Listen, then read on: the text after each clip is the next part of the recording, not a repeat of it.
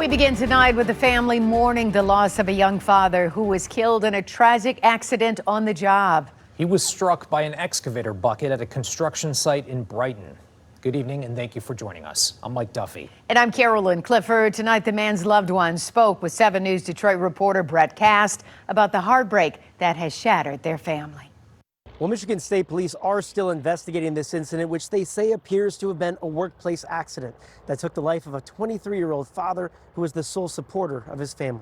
Right over 996, there's an unknown age male hit by a excavator bucket. PD on scene, they are not breathing. As the dispatch calls went out Monday afternoon, the family of 23-year-old Ryan Starnes was also getting a call that no family wants to get. When we were called about it, we weren't exactly sure what happened. We just heard that he was in an accident, and I was hoping that it wasn't anything too serious. I was told that it was bad, though. This isn't what I was expecting at all. Ryan's fiance, Kyle McCrae, speaking with us over the phone, says Ryan worked his job at an excavating company for about 5 years. On Monday, while on the job at a construction site in Brighton on Grand River near the I-96 overpass, he was killed after being struck by an excavator bucket.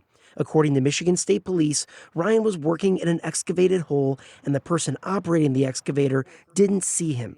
Both his uncle and grandfather were also working on site, his grandfather serving as his foreman. How are they doing? They're not okay.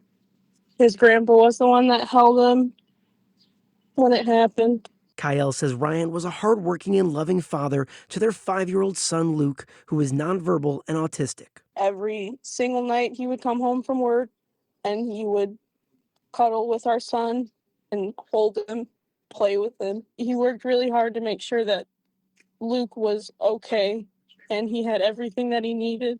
Ryan's mother, Katrina Skochelis, says Ryan was the sole supporter of his young family. He was working very hard to do the right thing for his family and to give him, Kyle, and Luke the best life possible. And we're all still in shock.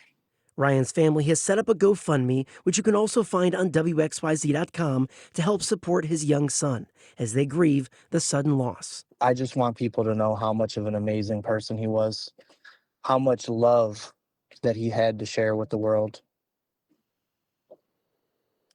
And I just want people to know that he'll be deeply missed.